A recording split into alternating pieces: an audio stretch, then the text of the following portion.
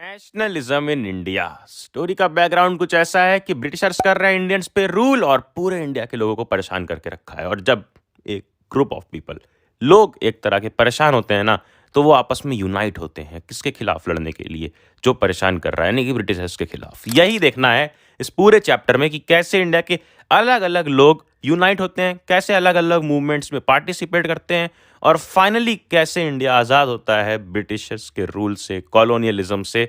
और ये वीडियो में यार हम ये सब कुछ एनिमेटेड तरीके से देखेंगे, एक सीक्वेंस में देखेंगे, और हर टॉपिक के बाद डिस्कस करेंगे इंपॉर्टेंट क्वेश्चंस भी। तो ये वीडियो ध्यान से देखना, क्योंकि इसमें एनसीईआरटी की एक इमेज तक हम मिस नहीं करने वाले। इस तरह से ये वीडियो को डिज़ाइन किया गया है कि तुम्हारी पूरी बुक का हर एक पैराग्राफ कवर हो जाए। और उसके बाद वीडियो खत्म होने के बाद चले जाना डिस्क्रिप्शन पे, वेबसाइट पे पढ़लेअक्षय.com पे, जहां तुम्हें मिलेगा इंपॉर्टेंट क्वेश्चंस का एक पीडीएफ और एक फ्री क्विज।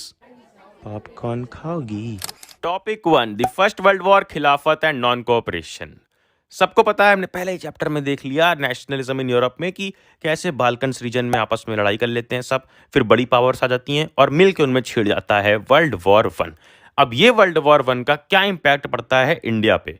देखो, इंडिया उस टाइम पर थी ब्रिटिशर्स की कॉलोनी, यानी कि ब्रिटिशर्स की गुलाम थी।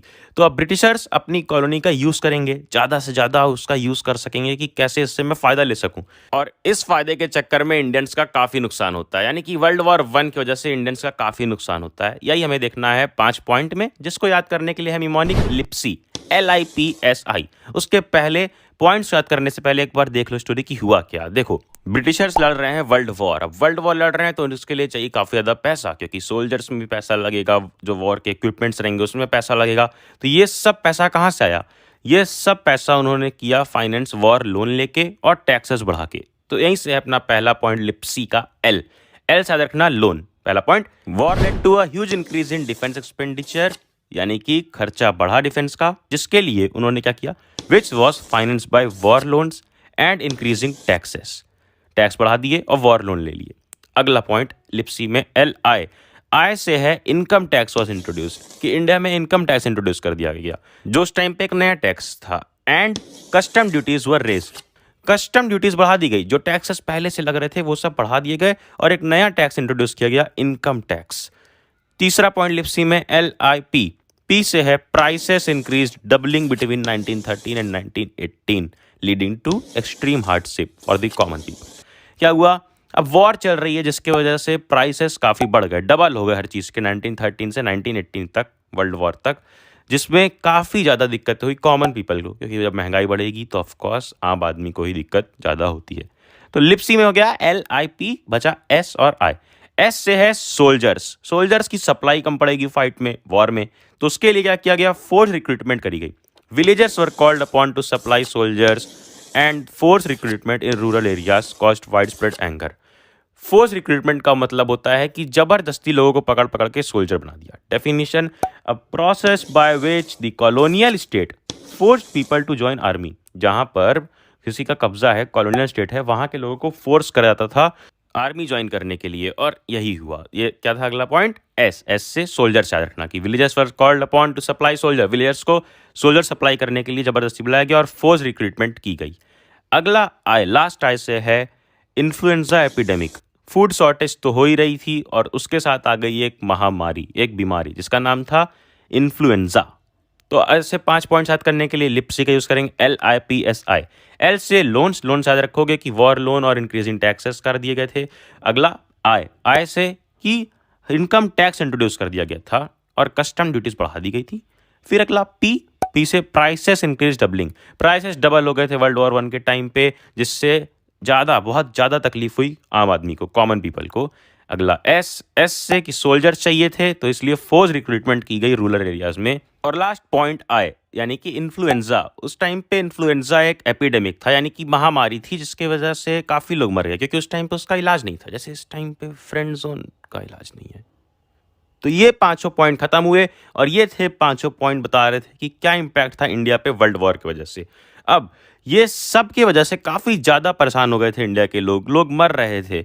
अब ये सबसे बाहर निकालने के लिए कौन आता है इनका हीरो, कौन बनता है इनका हीरो जो ये सबसे बाहर निकालेगा? क्या पब्लिक को मालूम है कौन आने वाला है? आता है अपना हीरो, महात्मा गांधी आते हैं वापस साउथ अफ्रीका से। साउथ अफ्रीका में उन्होंने क्या झंडा गाड़ा था? साउथ अफ्रीका में उन्होंने जो वहाँ पर रेशियल सिस्टम था जिसका नाम था अपार्थाइड, उससे लोगों को जीत दिलाई थी। और अब वो इंडिया में भी आकर इसी उम्मीद से आए थे कि यहाँ पर भी जीत दिलाएंगे। और यहाँ पर उनका हथियार था सत्याग्रह। सत्याग्रह क्या था? देखो, सत्याग्रह 2 वर्ड से बना है, सत्याग्रह। सत्य का मतलब होता है ट्रुथ और आग्रह का मतलब होता है एग्री करवाना। यानी कि अगर तुम ट्रुथ के लिए डिमांड कर रहे हो, अगर तुम सच्चाई के लिए डिमांड कर रहे हो, तो सामने वाला बंदा अग्री करेगा। और सिंपल भाषा में समझे तो ऐसा मास एजिटेशन का प्रोसेस, यानी कि भीड़ इकट्ठा करके कोई चीज़ डिमांड करने का प्रोसेस था। भीड़ इकट्ठा करो और अपनी जो भी चीज़ें हैं उसे डिमांड करो एक नॉवल तरीके से, एक पीसफुल तरीके से, जिसमें कोई भी वायलेंस नहीं होगा। इसकी डेफिनेशन याद कर लो कि अगर पूछता है कि what was the idea of satyagraha as per Mahatma Gandhi, तो वहां पर लिखने के लिए तुम्हारे पास 3 पॉइंट होने चाहिए। पहला, the idea of satyagraha emphasise the power of truth and the need to search for truth. यानी कि सत्याग्रह का आइडिया ऐसा था कि सच्चाई की पावर को एम्फसाइज करो, बताओ कि सच्चाई की पावर क्या होती है और क्या जरूरत होती है सच्चाई को ढूंढने की। दूसरा, it suggested that if the cause was true, if the struggle was against injustice, then physical force was not necessary to fight the oppressor. अरे दूसरा पॉइंट यही है कि फिजिकल फोर्स की जरूरत नहीं है, लड़ाई झगड़ा डंडा बारूद बम की जरूरत नहीं है अगर हम सच्चाई के लिए फाइट कर रहे हैं और स्ट्रगल हमारी इनजस्टिस की तरफ है। इनजस्टिस यानी कि अन्याय की तरफ। अगर अन्याय हो रहा है तो उसके लिए हम जरूरी नहीं है कि फिजिकल फोर्सेस का यूज करें, बल्कि हम सत्याग्रह से भी उसे जीत सकते हैं। और वही है तीसरा पॉइंट कि this could be done by appealing to the conscience of the oppressor. यानी कि ऑप्रेसर की आत्मा से अगर उसको हम अगर रियलाइज करवा दें कि वो इनजस्टिस कर रहा है, वो गलत कर रहा है, तो हम ये लड़ाई जीत सकते हैं। ये ख्याल मेरे नहीं है यार, तो जो तुम मुझसे डिसएग्री करो, ये सारे ख्याल महात्मा गांधी जी के थे। उनके सत्याग्रह का यही मेथड था। तो उन्होंने स्टार्ट किया अपना सत्याग्रह, यानी कि उनका अपना हथियार। पहला सत्याग्रह वो इंडिया में आके करते हैं 1916 में, फिर 1917 में, फिर 1918 में और फिर 1919 में भी। तो ये सब कुछ का आता है एक बढ़िया सा खूबसूरत सा मैप का क्वेश्चन। तो पहला आएगा कि 1916 में उन्होंने कहाँ पे किया, उसको मार्क करो। तो 1916 में उन्होंने किया था बिहार में। बिहार में एक जगह है चंपारण, जो बिहार के मुझे मालूम होगा, कमेंट करके बताना। चंपारण में वो क्यों करते हैं सत्याग्रह, किस चीज़ के खिलाफ? वहाँ पर यार पीसेंट्स को काफ़ी स्ट्रगल हो रही थी ऑप्रेसिव प्लांटेशन सिस्टम की वजह से। क्योंकि प्लांटेशन सिस्टम में भी ब्रिटिशर्स का काफ़ी रूल था कि यहाँ पर प्लांटेशन कर सकते हैं, यहाँ पे एंट्री नहीं कर सकते हैं, बहुत सारे डिफरेंट रूल्स थे। तो उन सब के लिए लड़ने के लिए 1916 में चंपारण बिहार में उन्होंने किया सत्याग्रह। देन 1917 में फिर सत्याग्रह किया, किसके लिए? गुजरात में किया, पीसेंट्स को सपोर्ट करने के लिए। गुजरात में कहाँ पे? खेड़ा डिस्ट्रिक्ट में। याद रखना, मैप पे मार्क करने को आएगा तो 1916 अगर मार्क करना है तो बिहार पे मार्क कर दोगे, गुजरात में 1917 में मार्क करोगे। और देन 1918 में वो जाते हैं अहमदाबाद, और अहमदाबाद में किसके लिए करते हैं सत्याग्रह? अरे कॉटन मिल वर्कर्स के लिए, यानी कि कॉटन के मिल में जो वर्कर्स काम कर रहे थे उनके लिए ऑर्गेनाइज करते हैं 1918 में। तो 16, 17, 18, अब ये क्या 3 सत्याग्रह उनके सक्सेसफुल होते हैं? हाँ, ये तीनों सत्याग्रह सक्सेसफुल भी जाते हैं। तो ये सत्याग्रह जब तीनों सक्सेसफुल होते हैं तो 1919 में वो डिसाइड करते हैं कि एक नेशन वाइड सत्याग्रह करेंगे। अभी तक तो ये अलग अलग प्लेस पे जा रहे थे, 16 में बिहार, 17 में गुजरात, 18 में अहमदाबाद। बट अब उन्होंने सोचा कि एक नेशन वाइड, पूरे नेशन में हम एक सत्याग्रह लॉन्च करेंगे। किसके खिलाफ? राउलेट एक्ट के खिलाफ। तो क्या है ये राउलेट एक्ट? आओ पहले यही देखते हैं। यार अब तुमने देखा कि सत्याग्रह सक्सेसफुल हो रहा था, यानी कि लोगों की डिमांड, जब वो मास एजिटेशन कर रहे थे, भीड़ इकट्ठा करके डिमांड कर रहे थे, तो कई जगह झुकना पड़ा लोगों को। अब अगर ये नेशन वाइड होता तो ब्रिटिशर्स को झुकना पड़ता।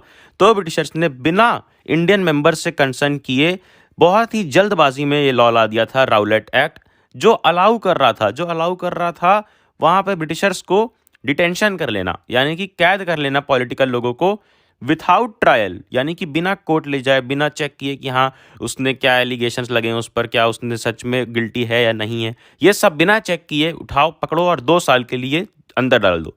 ये सब लॉ था राउलेट एक्ट। अब इसी को पॉइंट्स में देखते हैं। HOD, होड।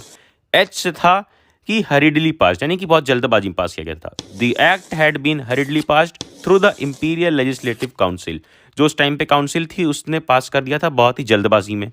ओ से opposition of the Indian members, ये लॉ कैसे पास किया? The law was passed despite the United opposition of the Indian members. Indian members तो इसको अपोज कर रहे थे कि ये नहीं होना चाहिए। कैसे आप बिना किसी की पूछताछ किए, बिना कोर्ट ले जाए उसको 2 साल की डिटेंशन में डाल सकते हैं? तो इसके लिए अपोज किया इंडियन मेंबर्स ने, फिर भी अपोजिशन के बावजूद इसे पास किया गया।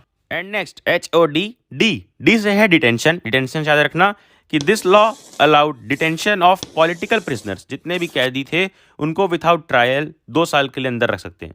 This law allowed detention of political prisoners without trial for 2 years। अब ये सारे पॉइंट्स यार कितने ज़्यादा बेकार हैं, कितना ज़्यादा एक ब्लॉक की तरह सामने खड़े हो रहे थे महात्मा गांधी के पूरे प्रोसेस में।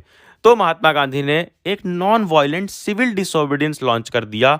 कब? 6 अप्रैल को, जो स्टार्ट होने वाला था एक हड़ताल से कि सब लोग हड़ताल पर बैठ जाएंगे। अब वो हड़ताल कैसी थी, क्या हुआ, आओ ये सब देखते हैं। तो सबसे पहले जितने भी लोग थे वो सब हड़ताल पर बैठ गए, यानी कि दुकान बंद, रेलवे का काम बंद, सारा काम बंद, हर चीज़ बंद कर दी। अब जब हर चीज़ बंद कर देंगे तो कैसे ब्रिटिशर्स को सपोर्ट मिलेगा? तो ब्रिटिशर्स ने देखा कि जब रेलवे बंद हो गया तो हम कैसे कम्युनिकेट करेंगे, हम कैसे अपना सामान पहुंचाएंगे, कैसे ट्रेड करेंगे, सब कुछ रुक जाएगा। इसके लिए उन्होंने दिखाई अपनी पावर। पावर में सबसे पहले क्या किया, जितने भी लोकल लीडर्स थे ना, सबको अमृतसर से उठा लिया, सबको उठा लिया और क्या किया, पकड़ लिया।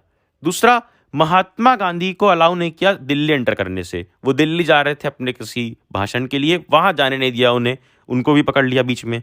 और 10 अप्रैल को यार अमृतसर में एक पीसफुल प्रोसेशन हो रहा था।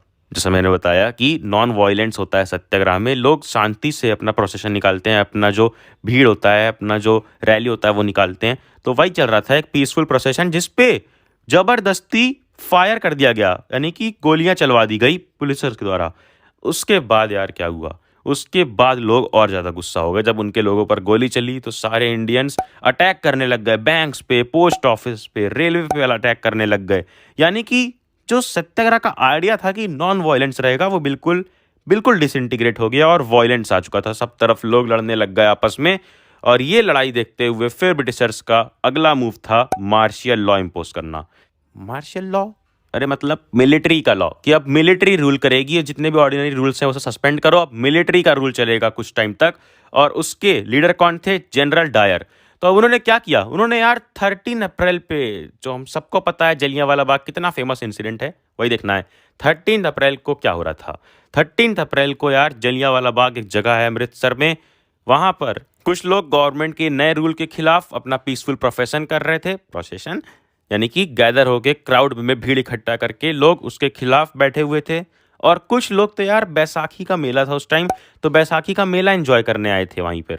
बट जनरल डायर का रूल आया तो उसने लोगों में अपना टेरर, अपना खौफ दिखाने के लिए एग्जिट गेट जो था उसको ब्लॉक कर दिया कि कोई बाहर ना जा पाए, और ओपन फायर स्टार्ट कर दी। यानी कि ओपन फायर की जिसको लगे गोली लगे, पूरा का पूरा गोली मार दी। और आज भी यार जलियांवाला बाग में वॉल्स पे ऐसे निशान बनाए गए गोलियों के। तो ऐसा क्यों किया था उस टाइम पे जनरल डायर ने? लोगों में अपना खौफ फैलाने के लिए कि अब ये दोबारा कहीं पर प्रोटेस्ट ना कर पाए, चाहे वो पीसफुली प्रोटेस्ट हो, लेकिन भीड़ इकट्ठा करके कोई भी प्रोटेस्ट ना कर पाए। अब जब जलियांवाला बाग इंसिडेंट हुआ तो क्या लगता है, इसके बाद जितने भी इंडियंस थे वो सब शांत बैठेंगे? नहीं, उसके बाद वायलेंस और ज़्यादा बढ़ गया।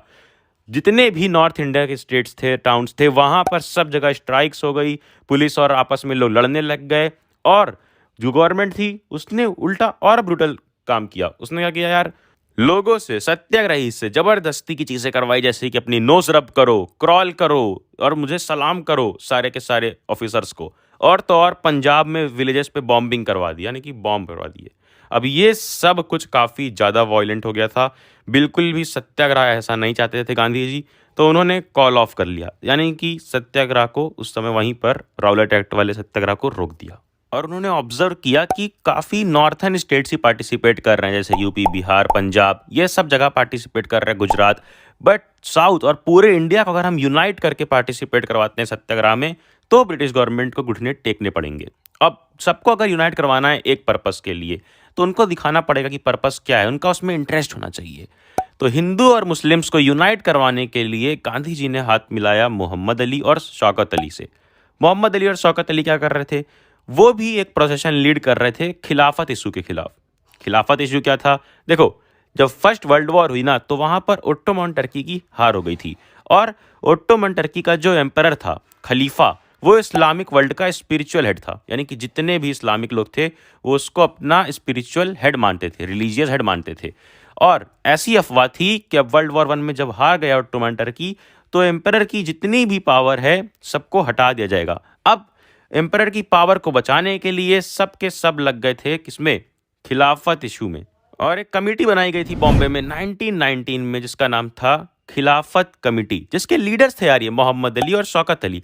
तो इनसे गांधी जी ने हाथ मिलाया और बोला कि हम दोनों मिल के अपने अपने इश्यूज़ को सॉल्व करवाते हैं, हम दोनों मिल के दोनों इश्यूज़ के लिए लड़ेंगे, खिलाफत इशू के लिए और हमारे अपने गांधी जी के इशू के लिए जो था स्वराज, स्वराज के लिए। स्वराज, स्व मतलब अपना और राज मतलब रूल, यानी कि अपना रूल होना चाहिए, ब्रिटिशर्स का रूल नहीं होना चाहिए। तो इस तरह से दोनों का इशू उठा लिया, मुस्लिम्स का भी इशू और हम सबका इशू, एक यूनाइटेड इशू की हमें चाहिए आज़ादी। तो ये दोनों को मिलाकर हिंदू मुस्लिम्स को यूनाइट करके स्टार्ट किया। कांग्रेस के सितंबर 1920 सेशन में, सितंबर 1920 में एक सेशन किया कांग्रेस ने कैलकाटा में। वहाँ पर सारे लीडर्स मिलते हैं और डिसाइड करते हैं कि हम लॉन्च करेंगे non cooperation movement. But Congress के ही कुछ लीडर्स, कांग्रेस में ही जो पूरा का पूरा ग्रुप था जो हमारे लिए फाइट कर रहा था किसके लिए, कि आज़ादी मिले इंडिया को, उसमें ही कुछ लीडर्स थे जो रिलक्टेंट थे। रिलक्टेंट मतलब होता है अनविलिंग, वो इतनी उनकी इच्छा नहीं थी बॉयकॉट करने का, सब कुछ बॉयकॉट कर रहे थे बट काउंसिल इलेक्शंस जो होने वाले थे उनको बॉयकॉट नहीं करना चाहते थे। नवंबर 1922 में इलेक्शंस होने वाले थे और कांग्रेस के कुछ लीडर्स चाहते थे उस इलेक्शन में पार्टिसिपेट करना। तो इसकी वजह से आपस में थोड़ी सी भिड़ंत हो गई कि हाँ पार्टिसिपेट करो या ना करो। और फाइनली दिसंबर 1920 में नागपुर में कांग्रेस का एक सेशन हुआ जिसमें कॉम्प्रोमाइज़ हुआ और सब के सब रेडी हो गए थे नॉन कोऑपरेशन मूवमेंट में हिस्सा लेने के लिए। तो अब हम देखेंगे कि कैसे मूवमेंट में लोगों ने पार्टिसिपेट किया, कौन से अलग अलग लोगों ने, अलग अलग ग्रुप ऑफ पीपल ने कैसे कैसे पार्टिसिपेट किया। उसके पहले जान जाओ कि ये नॉन कोऑपरेशन मूवमेंट है क्या। नॉन कोऑपरेशन, कोऑपरेशन का मतलब क्या होता है, यानी कि मिलकर काम करना। अरे जैसे एक अगर मशीन चलती है, कार अगर चलती है तो उसके चारों पहिया आपस में कोऑपरेट करते हैं, उसका इंजन कोऑपरेट करता है, तब जाकर वो मशीन आगे बढ़ पाती है। उसी तरीके से गांधी जी का मानना था कि ब्रिटिश रूल यहाँ पर तभी चल पा रहा है जब हम कोऑपरेट कर रहे हैं। ब्रिटिश रूल कैसे चल रहा है, उनकी दी हुई हमने टाइटल्स ले रखी है, उन्होंने अगर कहीं टीचर बना दिया तो हम टीचर बने हुए हैं, उन्होंने रेलवे में काम दे दिया तो हम रेलवे में काम कर रहे हैं, उन्होंने कहा कि हमारे गुड्स एंड सर्विसेज का यूज़ करो, यानी कि हमारे इंग्लिश स्कूल में अपने बच्चों को पढ़ाओ, हमारा इंग्लिश गुड खरीदो, इंग्लिश कपड़े पहनो, तो हम उनको सपोर्ट कर रहे हैं तभी वो यहाँ पे रूल कर पा रहे हैं। तो गांधी जी का मानना था कि अगर हम बिल्कुल नॉन कोऑपरेशन ला दें, बिल्कुल कोऑपरेट ना करें, तो ये रूल, ब्रिटिश रूल खत्म हो जाएगा। तो नॉन कोऑपरेशन खिलाफत मूवमेंट, क्या नाम है, नॉन कोऑपरेशन खिलाफत मूवमेंट। खिलाफत वाला इशू भी लिया गया था कि हिंदू मुस्लिम यूनाइट करके इसमें पार्टिसिपेट करें, इसलिए non cooperation Khilafat movement start होता है जनवरी 1921 में। अब अलग अलग लोग कैसे इसमें पार्टिसिपेट करते हैं देखते हैं। सबसे पहला टाउन्स में कैसे, यानी कि टाउन मतलब कि सिटीज़ में लोग कैसे पार्टिसिपेट करते हैं। सबसे पहले जो मिडिल क्लास की जो लोग होते हैं ना, जैसे कि टीचर जो हैं गवर्नमेंट में, लॉयर्स जो हैं, वो सब क्या कर रहे हैं, सबसे ज़्यादा ज़रूरी जो था, क्या बोला था गांधी जी ने कि उनके गवर्नमेंट जॉब्स में मत एनरोल करो। तो उन्होंने जो जो टीचर्स थे गवर्नमेंट में वो सब छोड़ देते हैं, यानी कि जो टीचर स्कूल में पढ़ा रहे थे वो छोड़ देते हैं, जो लॉयर्स वर्क कर रहे थे कोर्ट में वो छोड़ देते हैं, और यहाँ तक कि काउंसिल इलेक्शंस भी बॉयकॉट किए जाते हैं। हर प्रोविंस में, हर जगह पर इलेक्शन भी बॉयकॉट कर दिया जाता है, बस एक जगह छोड़ के, मद्रास में, जहाँ पर जस्टिस पार्टी थी, नॉन ब्राह्मण्स की पार्टी थी, उन्होंने कुछ पावर गेन करने के लिए काउंसिल इलेक्शन में पार्टिसिपेट किया था जो सिर्फ नॉन ब्राह्मण्स को अलाउ किया जाता था। तो यहाँ से एक एमसीक्यू बनता है बस कि जस्टिस पार्टी किसकी पार्टी थी, तो एमसीक्यू मार्क कर देना, नॉन ब्राह्मण्स की। और क्या किया गया, देखो 2 पॉइंट याद कर लेना से, पहला, 1000 of students left the government controlled schools and colleges, headmasters and teachers resigned. दूसरा point, lawyers gave up their legal practices. तीसरा पॉइंट कि council elections were boycotted in most provinces except Madras where the Justice Party, the party of non Brahmins were there. और अगला point कि foreign goods were boycotted, liquor shops picketed, यानी कि foreign goods, बाहर के सामान हमने बिल्कुल बंद कर दिए थे यूज़ करना, और लिकर शॉप्स यानी कि शराब की शॉप थी उसको पिकेट किया गया। पिकेट का मतलब होता है, देखो, अ फॉर्म ऑफ डिमॉन्स्ट्रेशन और protest by which people block the entrance to a shop, factory और ऑफिस, यानी कि वहाँ लिकर शॉप के सामने लोग खड़े हो गए, अंदर एंट्री नहीं करने गई, जो लोग चाहते भी थे एंटर करना उन्हें भी एंट्री मिल रही, यानी कि काम कराना ही बिल्कुल बंद करा दिया। और इंपोर्ट उस वजह से गिर गया, जब लोग पहनेंगे ही नहीं कपड़ा तो इंपोर्ट भी फॉरेन क्लॉथ का कम हो गया, बिल्कुल हाफ हो गया 1921 और 22 में। और last 5th point Indian merchants and traders refuse to trade in foreign goods और फाइनेंस फॉरेन ट्रेड। ना फॉरेन गुड्स में ट्रेड करेंगे, ना फॉरेन का ट्रेड हम फाइनेंस करेंगे, ना पैसे देंगे, ना गुड एक्सचेंज करेंगे। फॉरेन की जितनी भी चीज़ें सब हम बिल्कुल डिस्कार्ड कर देंगे। मजा आया। तो 5 पॉइंट इसके बना के तुम लिख देना अगर पूछता है कि how the movement unfold in the city, in the towns. अब इसमें यार कुछ ड्रॉबैक्स भी थे। अब हम जब गवर्नमेंट जो चल रही है, ब्रिटिश रूल चल रहा था, उसको हम बिल्कुल अगर बंद कर देंगे तो हम खुद क्या खाएंगे, कैसे हम अपना अर्न करेंगे लिवलीहुड, कैसे? क्योंकि यार जो खादी क्लोथ था ना, उस टाइम पर काफ़ी ज़्यादा महंगा था। खादी क्लोथ यानी कि अपना खुद का बनाया हुआ क्लोथ था, उस टाइम पर काफ़ी ज़्यादा महंगा था। वहीं पर जो फॉरेन के जो मिल क्लोथ थे, यानी कि मशीन में और फैक्ट्रीज में बने हुए क्लोथ थे, वो काफ़ी सस्ते थे, जिसको कॉमन लोग अफोर्ड कर पाते थे। तो इसलिए ये बॉयकॉट ज़्यादा देर तक नहीं चल पाया। उसी तरीके से अगर हम इंस्टीट्यूशन में जाना बंद कर दें, हेडमास्टर, टीचर और यहाँ तक कि जो लीगल प्रैक्टिस कर रहे हैं लॉयर्स, वो सब कोर्ट जाना बंद कर दें, सब कुछ बंद कर दें, तो उसके लिए अल्टरनेटिव भी तो होने चाहिए। इंडियन कोर्ट्स होने चाहिए, इंडियन स्कूल्स होने चाहिए, जो उस टाइम पे नहीं थे, जिसके वजह से यहाँ टाउन्स में ये ड्रॉबैक्स की वजह से नॉन कॉपरेशन हल्का हल्का सा फेल हो जाता है। अब हम देखते हैं कि कंट्री साइड में, यानी कि गांव में कैसा था। गांव में कौन रहते हैं यार? पीसेंट्स लोग जो वर्क करते हैं लैंड्स पे। और हमें देखना है पीसेंट्स, अवध के पीसेंट्स की स्टोरी और ट्राइबल पीसेंट्स की स्टोरी। तो सबसे पहले देखते हैं अवध के पीसेंट्स की स्टोरी। अवध एक एरिया है, तो वहां पर पीसेंट्स को कौन लीड कर रहा था? वहां पर लीडर था उनका बाबा रामचंद्र। ये आदमी जो एक सन्यासी था पहले, अब यहाँ पर आकर लीड कर रहा था लोगों को। किसके मूवमेंट में? किसके अगेंस्ट? ताल्लुकदार्स और लैंडलॉर्ड्स के अगेंस्ट, जो ज़्यादा टैक्सेस मांगते थे, हाई रेंट्स मांगते थे, बिगाड़ करने पे फोर्स करते थे। बिगाड़ का मतलब होता है कि काम करवाते थे और पैसा नहीं देते थे। तो ये सब लोगों के खिलाफ उनका क्या था? प्रोटेस्ट था। तो अब तुम यहाँ पर रियलाइज़ करो कि ये जो अवध के पीसेंट्स थे, इन्हें कोई आज़ादी बहुत नहीं चाहिए ब्रिटिशर्स से। इनका तो लड़ाई किसके खिलाफ है? बाबा रामचंद्र लीड कर रहे हैं। इनकी लड़ाई है सिर्फ उन लोगों के खिलाफ, उन लैंडलॉर्ड्स के खिलाफ जो इनसे ज़्यादा टैक्स मांग रहे हैं और पैसा नहीं दे रहे हैं काम करने का। तो सबका अलग अलग मीनिंग था नॉन कॉपरेशन का। नॉन कॉपरेशन में जैसे टाउन्स में तुमने देखा कि लोग पार्टिसिपेट नहीं कर रहे थे, कहाँ पर? स्कूल में, और फॉरेन गुड्स नहीं ले रहे थे, ट्रेड नहीं कर रहे थे। यहाँ पर गांव में इनका सबका अलग मीनिंग था। इनको कोई ब्रिटिशर से लड़ाई नहीं करनी, इनको लैंडलॉर्ड्स के खिलाफ लड़ाई है जो इनसे ज़्यादा टैक्स ले रहे हैं। अगली चीज़, जब ये सब चीज़ हो रही थी तो अक्टूबर में औध किसान सभा सेटअप की गई, जिसके लीडर कौन थे? जवाहरलाल नेहरू और बाबा रामचंद्र और कुछ और। तो याद रखना कि औध किसान सभा किसने सेटअप की? जवाहरलाल नेहरू, बाबा रामचंद्र और कुछ और लीडर्स ने। तो ऐसे करते करते 300 ब्रांच सेटअप कर दी गई विलेजेस में, जो पीसेंट्स की समस्या सुनते थे, उनकी समस्या सॉल्व करते थे। बट अब जब समस्या सॉल्व कर रहे थे तो पीसेंट्स के अंदर भी पावर आ गई। उन्होंने क्या किया? उन्होंने अपना ही वायलेंस शुरू कर दिया। वो जाकर ताल्लुकदार, लैंडलॉर्ड से सबके यहाँ जा जाकर लूट मचाने लग गए और सब कुछ लूटने लग गए, अपने मन का करने लग गए और बोलने लग गए कि गांधी जी ने बोला है कि टैक्स नहीं देना है। यानी कि बिना बोले गांधी जी के नाम का भी बिल्कुल तुम्हारी फीलिंग्स की तरह मिसयूज होने लग गया था। गजब बेइज्जती है। खैर, अब आते हैं अगली स्टोरी पे, जो है ट्राइबल पीसेंट्स की। आंध्र प्रदेश में यार गुडेम हिल्स था, वहाँ पर ट्राइबल पीसेंट्स रहते थे। और वहाँ पर कौन लीडर था? वहाँ पर उनका लीडर था अल्लूरी सीताराम राजू।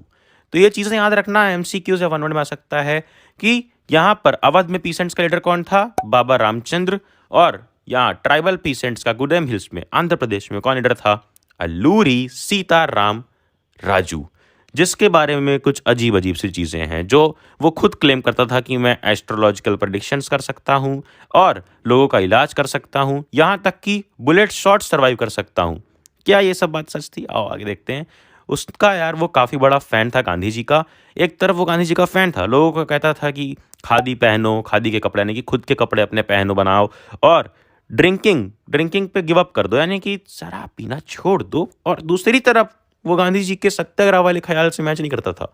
वो कहता था कि बिना फोर्स का यूज़ किए, बिना नॉन वायलेंस का यूज़ किए हम ब्रिटिशर्स को नहीं भगा सकते हैं।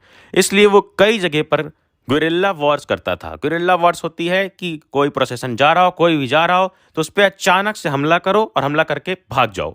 यानी कि कहीं से तुम ट्रैवल कर रहे हो हिल्स में, अचानक से एक ग्रुप आता है, झुंड, जो हमला करता है और भाग जाता है। तो वो था मिलिटेंट गुरिल्ला वॉर, जो कौन करवाता था? अल्लूरी सीताराम राजू। बट आखिर में राजू को कैप्चर कर लिया गया, पकड़ लिया गया और 1924 में फांसी पर चढ़ा दिया गया। नेक्स्ट स्टोरी है स्वराज इन प्लांटेशंस की। अब प्लांटेशंस में क्या था स्वराज का मतलब, कैसे वहाँ के लोग पार्टिसिपेट कर रहे थे। तो अब वहाँ पर यार प्लांटेशन में प्रॉब्लम क्या थी एक्चुअली। एक एक्ट था इनलैंड इमिग्रेशन एक्ट ऑफ 1859, जिसमें प्लांटेशन वर्कर्स जो थे, जो खेती करते थे, उनको अपना लैंड छोड़ने नहीं दिया जाता था, उनको वो टी गार्डन छोड़ने नहीं जाता था, और यहाँ तक कि उनको परमिशन नहीं मिलती थी अपने घर जाने के लिए।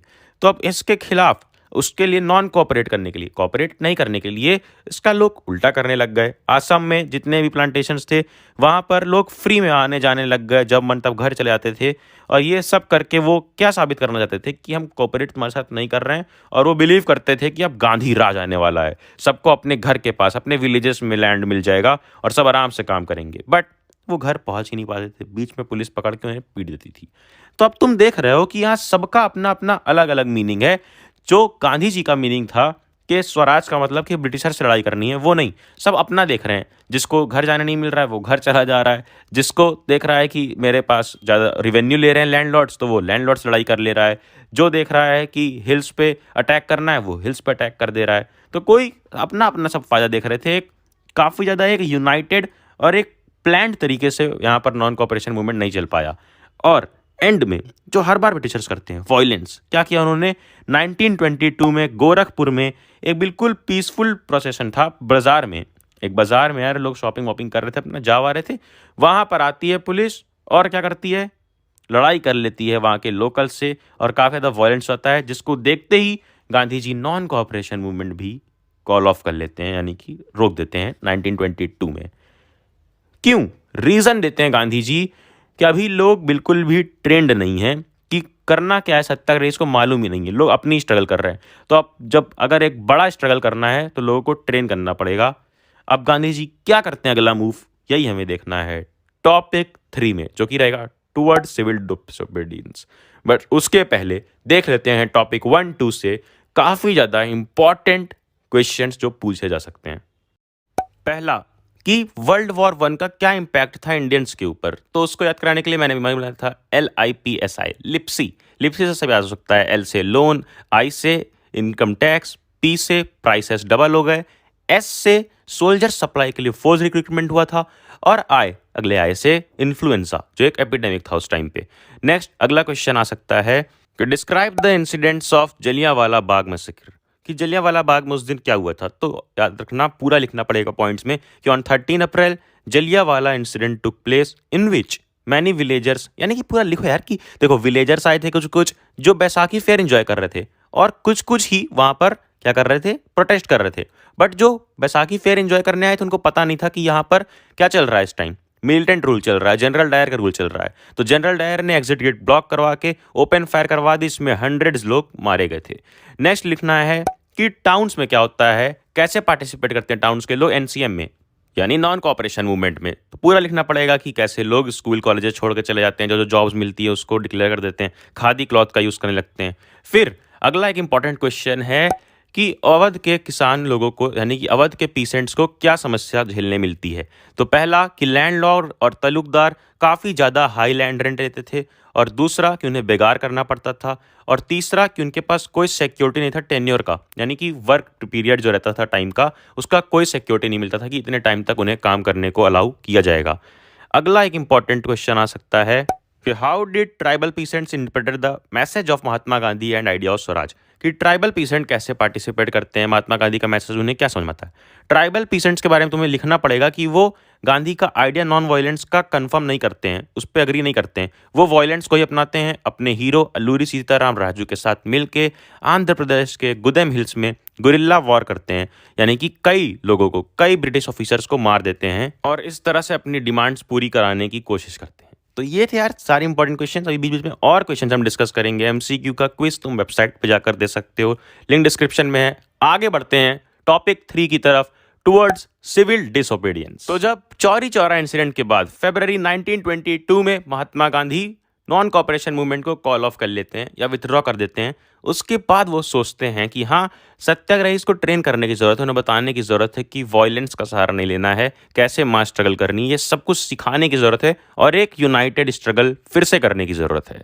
बट कांग्रेस में यार कुछ लीडर्स थक चुके थे मास स्ट्रगल कर करके, और उनका मानना ऐसा था कि हमें जो प्रोविंशियल काउंसिल्स के इलेक्शन हैं उसमें पार्टिसिपेट करना चाहिए ताकि हम अपनी एक सीट बना सकें और जाकर ऑफिशियली अपनी डिमांड्स रख सकें, ब्रिटिश को अपोज कर सकें और उन्हें बता सकें कि आप जो कर रहे हैं वो बिल्कुल भी डेमोक्रेटिक नहीं है। बट ये सिर्फ कुछ लीडर्स थे, सारे लीडर्स ऐसा नहीं सोचते थे। कुछ गांधी जी पर भी अग्री कर रहे थे और इसमें कौन कौन थे देखते हैं। देखो, 1 जनवरी 1923 को CR दास और मोतीलाल नेहरू यानी कि जवाहरलाल नेहरू के फादर, ये दोनों मिलकर बनाते हैं स्वराज पार्टी, जो किसमें थी, उसके अंडर, कांग्रेस के अंडर आती थी, बट एक थोड़ी अलग पार्टी थी, स्वराज पार्टी, जो काउंसिल इलेक्शंस में पार्टिसिपेट करने जा रही थी बंगाल असेंबली में।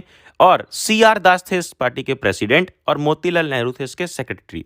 अब जो लोग इससे अग्री नहीं कर रहे थे कि हमें काउंसिल इलेक्शन में पार्टिसिपेट करना चाहिए, वो लोग का मानना था कि हमें गांधी जी के साथ मिलके फिर से एक यूनाइटेड मास एजिटेशन करना चाहिए, एक सत्याग्रह करना चाहिए पूरी इंडिपेंडेंस के लिए, जिसमें जवाहरलाल नेहरू और सुभाष चंद्र बोस पार्टिसिपेट करते हैं, जो उस टाइम पे यंग लीडर्स थे।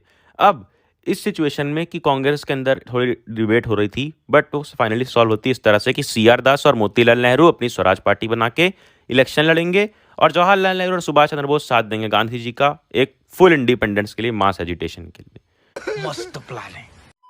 अब एक स्टोरी है यार कि कैसे इकोनॉमिक डिप्रेशन आ जाता है, उसका क्या इम्पैक्ट पड़ता है, फिर कैसे साइमन कमीशन आता है और उस पर इंडियंस का क्या रिएक्शन होता है। बड़ा फेमस तुमने सुना होगा साइमन गो बैक, वही सब है इंटरेस्टिंग स्टोरी। सबसे पहले कि इकोनॉमिक डिप्रेशन कब आता है। देखो, अभी हम बात कर रहे थे कि 1923 में इनकी पार्टी बनती है स्वराज पार्टी, तो वही पीरियड चल रहा था 1920s का, और हम सबको पता है कि 1920 से 1930 में कितना बुरा वाला आया था वर्ल्ड इकोनॉमिक डिप्रेशन, पूरे वर्ल्ड में आया था, जो चैप्टर 4 में पढ़ेंगे भी।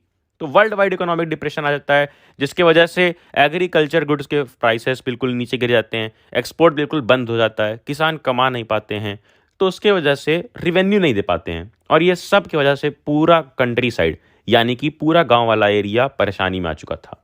उसी तरफ दूसरी तरफ क्या होता है, न्यू टोरी गवर्नमेंट आ जाती है, जो एक कमीशन बनाती है, एक नया कमीशन बनाती है, किसके अंडर, सर जॉन साइमन के अंडर। बट इस कमीशन में इंडिया को क्या प्रॉब्लम दिखती है यार, इस कमीशन में जितने भी मेंबर्स रहते हैं उसमें से एक सिंगल मेंबर भी इंडियन नहीं रहता है, सारे ब्रिटिश मेंबर्स रहते हैं और कहते हैं इस कमीशन को फॉलो करो, जो न्यू टोरी गवर्नमेंट थी ब्रिटेन की।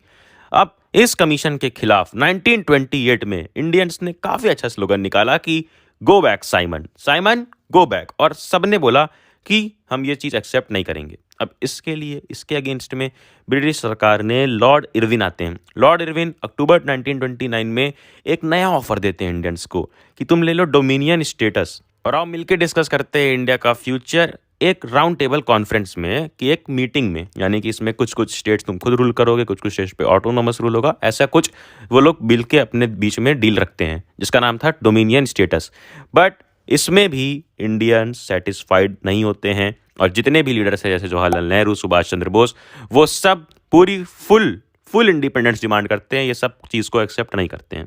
बट उसके बाद जब जवाहरलाल नेहरू अनाउंस करते हैं कि हम 26 जनवरी 1930 को अपना इंडिपेंडेंस डे सेलिब्रेट करेंगे, तो उसमें यार ज़्यादा लोग पार्टिसिपेट नहीं करते हैं और वो उतना सक्सेसफुल नहीं हो पाता है। फिर उसके बाद गांधी जी सोचते हैं कि अगर सबका पार्टिसिपेशन चाहिए तो सबका फ़ायदा दिखना चाहिए इसमें, सबको रियलाइज़ करवाना पड़ेगा कि हाँ सबका फ़ायदा इंडिपेंडेंस में, और सबको रियलाइज़ कराना पड़ेगा कि सबको, कॉमन लोग हो, गरीब लोग हो, चाहे वो अमीर लोग हो, सबको प्रॉब्लम्स है ब्रिटिशर्स की वजह से। अब ये गांधी जी कैसे सबको रियलाइज़ करवाएंगे, क्या करेंगे यूनाइट करने के लिए? अगली सिर्फ पॉपकॉर्न के पैसे देने हैं यार, नोट्स, इंपॉर्टेंट क्वेश्चंस और क्विज़ेस, मेरा मतलब क्विज़ेस फ्री में इनकी वेबसाइट पे अवेलेबल है यार। थोड़ा सा ध्यान दो और दिमाग लगाओ कि चाहे अमीर हो चाहे गरीब हो, सब लोग सॉल्ट यूज करते हैं, नमक सब यूज करते हैं, कोई नमक कोई सोने जैसी चीज नहीं की, अगर गोल्ड हो तो वो सिर्फ अमीर यूज करेंगे, गरीब का उनसे कोई रिलेशन नहीं है, बट नमक सब के सब यूज करते हैं। और गांधी जी ने दिमाग लगाया कि जो ये सॉल्ट टैक्स है ना ब्रिटिशर्स का, ब्रिटिशर्स उस टाइम पे लगा चुके थे सॉल्ट टैक्स, कि किसी को भी अलाउड नहीं था उस टाइम पे खुद से सॉल्ट बनाना, खुद से सी वाटर इवेपोरेट करके सॉल्ट बनाना, और खुद जो सॉल्ट देते थे उस पर काफ़ी भारी टैक्स लगाते थे। तो ये बिल्कुल एक मोनोपोली थी गवर्नमेंट की सॉल्ट प्रोडक्शन पे। तो इसको गांधी जी ने देखा और उसके खिलाफ बताया लोगों को कि इसके खिलाफ हमें मिल के सत्याग्रह करना चाहिए, मिल के इसके अगेंस्ट खड़े होना चाहिए। तो 31 जनवरी 1930 को वो उसी को जो लॉर्ड इरविन ने क्या दिया था, लॉर्ड इरविन ने उसने बोला था कि डोमिनियन स्टेटस ले लो, राउंड टेबल कॉन्फ्रेंस कर लो, मीटिंग कर लो। बट गांधी जी ने उसी को 31 जनवरी 1930 को वॉइस रॉय इरविन को एक लेटर भेजा जिसमें 11 डिमांड्स थी, और ये सब डिमांड जनरल इंटरेस्ट की थी और अलग अलग क्लासेस की डिमांड रखी थी, क्योंकि गांधी जी ने क्या सोचा था कि सबको इंक्लूड करना है, गरीब अमीर अलग अलग हर क्लास को एक यूनाइटेड मूवमेंट अगर चाहिए तो सबकी डिमांड्स पूरी होनी चाहिए। तो डिफरेंट क्लासेस की डिमांड रखी, चाहे वो इंडस्ट्रियलिस्ट हो, चाहे वो पीसेंट हो, चाहे वो एक गरीब फार्मर हो, तो सबकी डिमांड रखी। अब ये सबकी डिमांड का एक लेटर 11 डिमांड्स का भेज दिया वॉइस रॉय इरविन को। बट इरविन बिल्कुल भी डिमांड्स को मानते नहीं हैं, डिमांड्स को फुलफिल नहीं करते हैं, और गांधी जी अल्टीमेटम देते हैं कि अगर 11 मार्च तक ये हमारी डिमांड्स पूरी नहीं हुई तो पूरा का पूरा कांग्रेस मिल के लॉन्च कर देगा सिविल डिसोबीडियंस कैंपेन।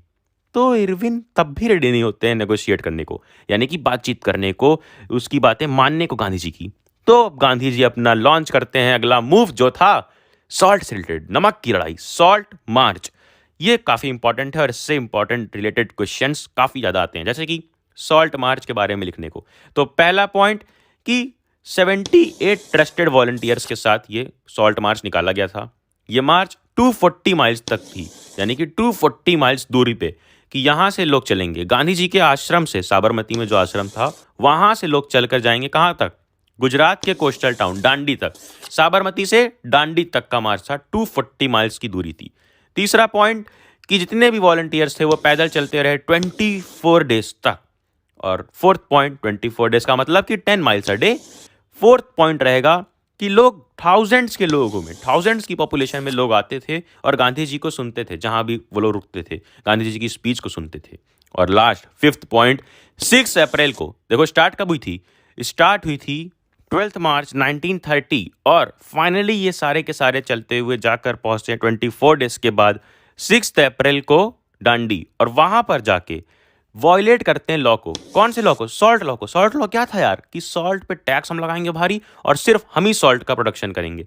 नहीं, इसको तोड़ते हैं गांधी जी दांडी के पास जाकर, सी वाटर को एवोपरेट, बॉईल करके सी वाटर को उबाल करके उसमें से निकालते हैं नमक और तोड़ते हैं ब्रिटिश का ये लॉ।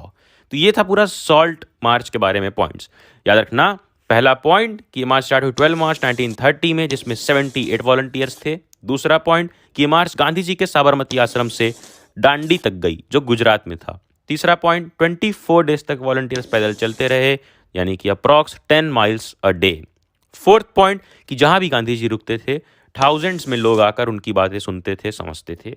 और फिफ्थ पॉइंट, लास्ट पॉइंट की 6 अप्रैल को, याद रखना 6 अप्रैल को गांधी जी पहुंचते हैं दांडी और वायोलेट करते हैं सॉल्ट लॉ, सॉल्ट बनाकर, खुद सॉल्ट का प्रोडक्शन करके। अब यहां से स्टार्ट हो चुका था सिविल डिसोबीडियंस मूवमेंट। तो ये नॉन कॉपरेशन मूवमेंट से कितना अलग है? नॉन कॉपरेशन मूवमेंट और सिविल डिसोबीडियंस मूवमेंट में क्या डिफरेंस है? ये एक डिटेल्ड आंसर भी आता है कभी कभी 5 मार्क्स का, तो आओ देखते हैं इसके 5 पॉइंट्स। सबसे पहला कि नॉन कॉपरेशन मूवमेंट लॉन्च हुआ था सितंबर 4 1920 में और फरवरी 4 1922 को खत्म हो जाता है। सिविल डिसोबीडियंस मूवमेंट कब स्टार्ट हुआ? अभी ना यार, मार्च 12 में, जब Gandhi ji salt march start करते हैं, मार्च 12 1930 में। अब नॉन कॉपरेशन मूवमेंट में क्या था यार, कि कॉपरेट नहीं करना है, गवर्नमेंट के साथ कॉपरेट नहीं करना है। वहीं सिविल डिसोबीडियंस मूवमेंट में सिर्फ कॉपरेट ना करने की बात नहीं थी, कॉपरेट भी ना करो और जो उनके ब्रिटिशर्स के बनाए हुए रूल्स हैं, लॉज हैं, उनको तोड़ो। जैसे गांधी जी ने सॉल्ट लॉ जाकर तोड़ा, खुद से सॉल्ट बनाया। तीसरा पॉइंट कि काफ़ी ज़्यादा स्केल पे पार्टिसिपेशन मुस्लिम वर्कर्स का नॉन कॉपरेशन मूवमेंट में देखने को मिला था, बट सिविल डिसोबीडियंस मूवमेंट में उतने ज़्यादा मुस्लिम्स पार्टिसिपेट नहीं करते हैं। क्यों? अभी ये हम आगे देखेंगे, अभी पॉइंट्स देख लो। फोर्थ पॉइंट कि नॉन कॉपरेशन मूवमेंट रिस्ट्रिक्टेड रह जाता है नॉर्थ इंडिया साइड और वो सिर्फ और सिर्फ कुछ ही एरिया में रहता है इंडिया के, बट सिविल डिसोबीडियंस मूवमेंट पूरा मास पार्टिसिपेशन होता है और पूरा इंडिया पार्टिसिपेट करता है। फिर नॉन कॉपरेशन मूवमेंट 1922 में कॉल ऑफ कर लिया गया था, किसकी वजह से? चौरी चौरा इंसिडेंट की वजह से, जो 4 फरवरी 1922 में होता है। वहीं सिविल डिसोबीडियंस मूवमेंट कब विथड्रॉ हुआ, अभी हम आगे देखेंगे, जो था गांधी इरविन पैक्ट के बाद। अब आओ चलो देखते हैं कि सिविल डिसोबीडियंस मूवमेंट में कैसे कैसे लोग पार्टिसिपेट करते हैं। जैसे हमने देखा ना कि नॉन कॉपरेशन मूवमेंट में कैसे अलग अलग लोग पार्टिसिपेट कर रहे थे, वैसे ही हम देखेंगे कि अब सिविल डिसोबीडियंस मूवमेंट कैसे लोग पार्टिसिपेट कर रहे थे।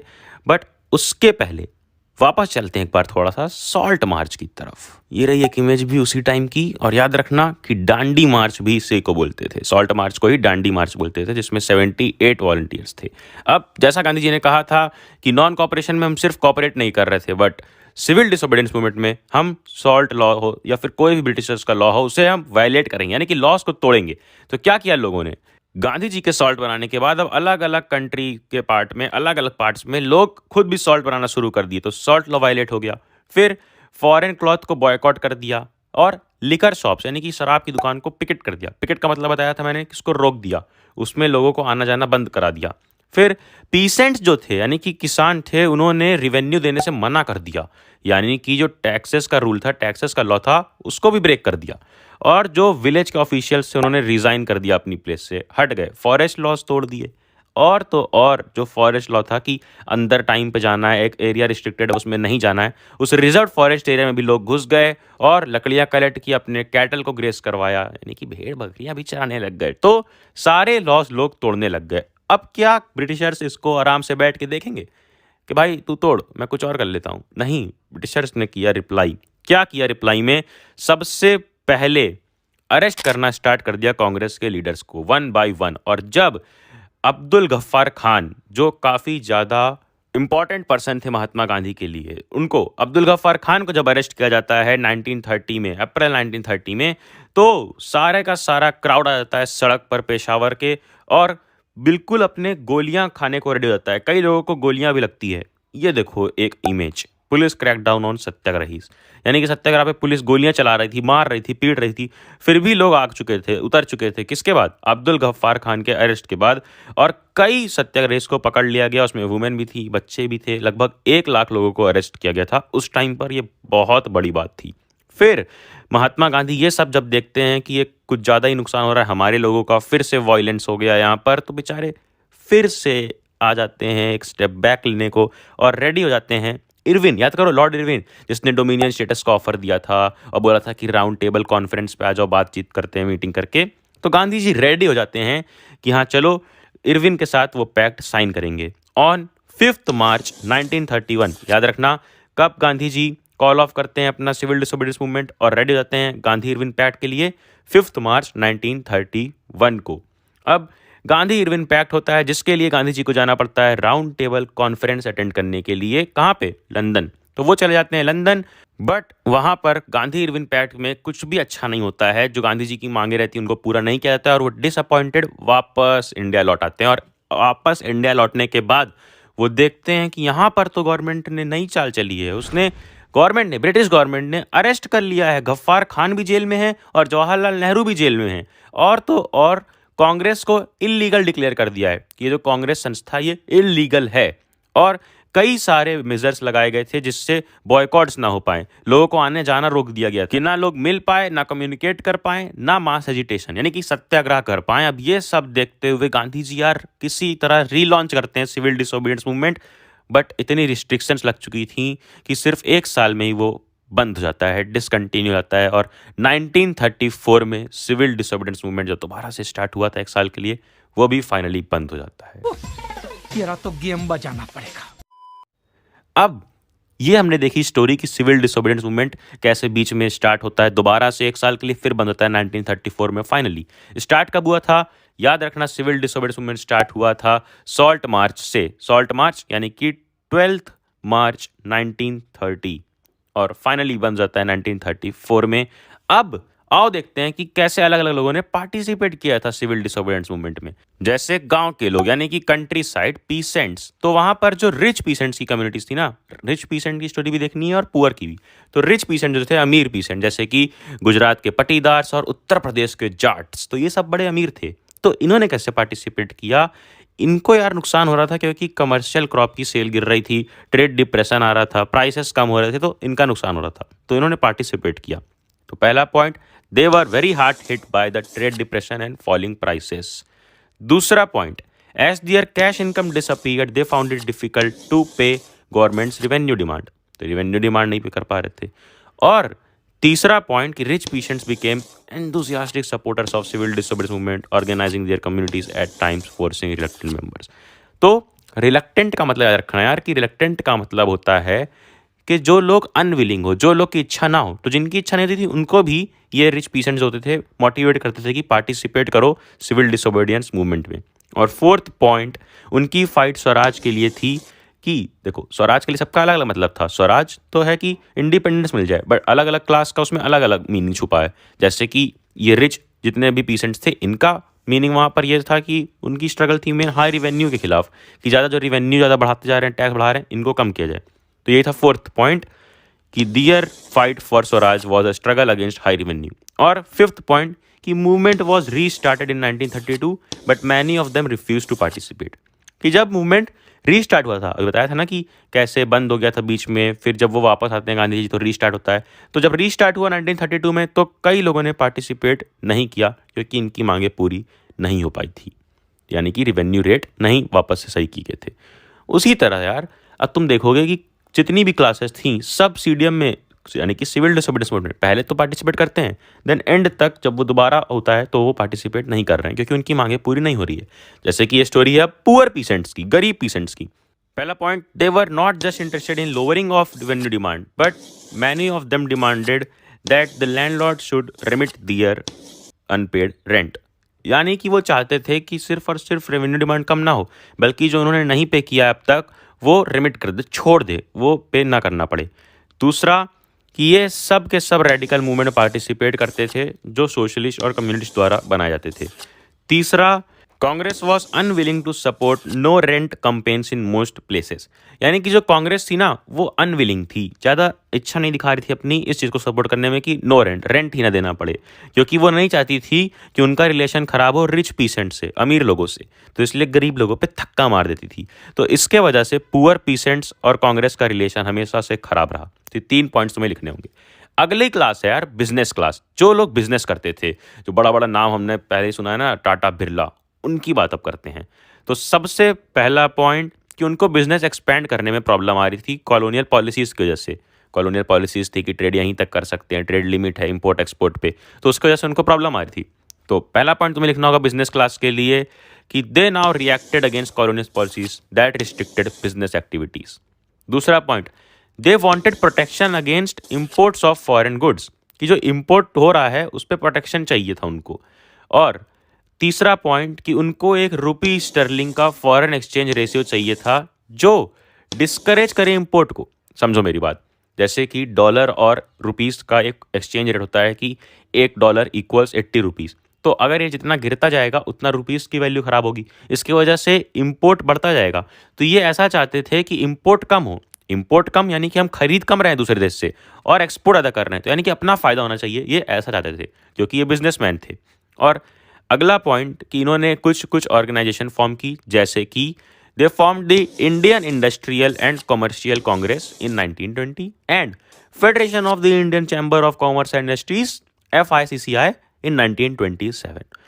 नेक्स्ट पॉइंट कि इनके लीडर्स कौन थे, they were led by prominent industrialist like Purushottam Das Thakur Das and GD Birla. अगला और लास्ट पॉइंट ये है कि they gave financial assistance and refuse to buy और सेल इंपोर्टेड गुड्स।